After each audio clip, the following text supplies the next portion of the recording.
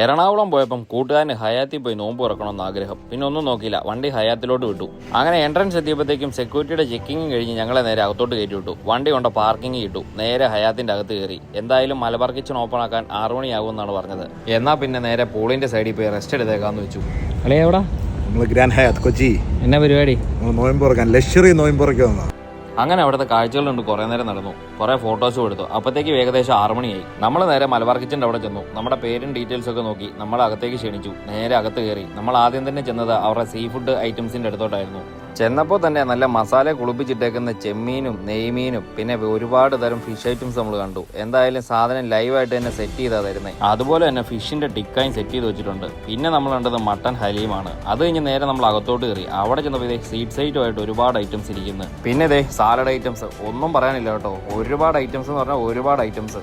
അതുപോലെ തന്നെ പിന്നെ ഉള്ളത് ഇതേ ഡ്രൈ ഫ്രൂട്ട്സ് ആണ്. ഒരു രക്ഷയില്ല കേട്ടോ, എല്ലാം വെറൈറ്റി തന്നെ. ഇവിടെ ആണെങ്കിൽ ഗീ റൈസ് ഉണ്ട്, ബീഫ് കറി ഉണ്ട്, ചിക്കൻ കറി ഉണ്ട്, മട്ടൻ കറി ഉണ്ട്, പിന്നെ നാടൻ ചോറ്, തൈര്, എല്ലാ സംഭവങ്ങളും ഉണ്ട് കേട്ടോ. ചിക്കൻ്റെയും ബീഫിൻ്റെയും മട്ടൻ്റെയും വെറൈറ്റികൾ തന്നെ കാണാം. പിന്നെ പിസ്സ ഇരിപ്പുണ്ട്.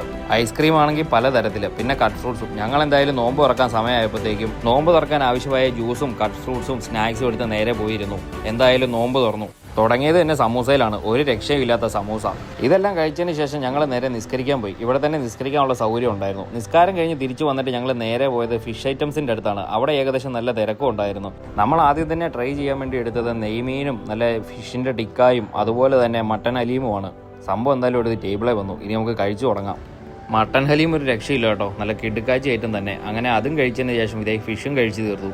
പിന്നെ കുറച്ച് കൊഞ്ചും കാശ്മീരി റൈസോടെ സെറ്റ് ചെയ്യാൻ ഓർത്തു. അതിനുശേഷം ഒരു കാശ്മീരി കാവ ഒഴിച്ചു. കുറച്ചു നേരം പുറത്തെ കാഴ്ച കണ്ടു നിന്നു. അതിനുശേഷം പിന്നെയും കയറി റൈസും കൊഞ്ചും നെയ്മീനും അങ്ങനെ മട്ടനും കൂടെ എടുത്തു. നേരെ ടേബിളിൽ വന്നിരുന്നു. ഇത്രയും കഴിച്ചതിന് ശേഷം കുറച്ചു നേരം റെസ്റ്റ് എടുത്തേക്കാന്ന് വെച്ചു. എന്നാലല്ലേ ബാക്കിയും കൂടെ കഴിക്കാൻ പറ്റത്തുള്ളൂ. എന്നാൽ പിന്നെ റെസ്റ്റ് എടുക്കുമ്പോൾ കുറച്ച് സീഡ്സ് ആയിക്കോട്ടെ എന്ന് വെച്ചു. അങ്ങനെ കുറച്ച് സീഡ്സ് എടുത്തുകൊണ്ട് വന്നു. അതിന്റെ കൂടെ നല്ലൊരു കിടിലം പായസവും കൂടെ എടുത്തായിരുന്നു. സംഭവം എന്നാലും കൊള്ളാം, സെറ്റ് സാധനം. അങ്ങനെ സീഡ്സ് കഴിച്ചുകൊണ്ടിരുന്നപ്പോഴത്തേക്കും ഇത് ഒരു സൈഡിലോട്ട് നോക്കിയപ്പോഴത്തേക്കും ഷവർമ ആയിരുന്നു. എന്നാൽ പിന്നെ ഒരു ഷവർമയും കൂടെ പറഞ്ഞേക്കാന്ന് വെച്ചു. നേരെ ഷവർമ എത്തി. ഷവർമ അത്ര വലിയ സുഖമില്ലായിരുന്നു.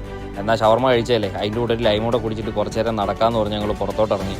പുറത്തിറങ്ങി ഒരു റൗണ്ട് നടന്നതിന് ശേഷം തിരിച്ച് ഞങ്ങളെത്തി. വന്ന പാടെ തന്നെ കുറച്ച് പത്തിരിയും ഇടിയപ്പവും മട്ടൻ കറിയും മീൻ കറിയും കൂടെ എടുത്തു. അത് കഴിച്ചതിന് ശേഷം നേരെ ഇതേ പലതരത്തിലുള്ള പുഡിങ് ഇരിക്കുന്നു. എന്നാൽ പിന്നെ അത് ഓരോന്നെടുത്ത് ട്രൈ ചെയ്തു. അതും കഴിച്ചതിന് ശേഷം നോക്കുമ്പോൾ ദേ പിസ്സ ഇരിക്കുന്നു. എന്നാൽ പിന്നെ ഒരു പീസ് പിസ്സയും കൂടെ ആയിക്കോട്ടെ എന്ന് വെച്ചു.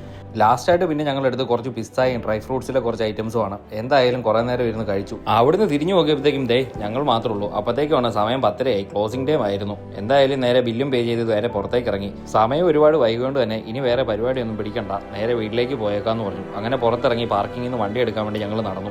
ഇനി നേരെ വീട്ടിലോട്ട്.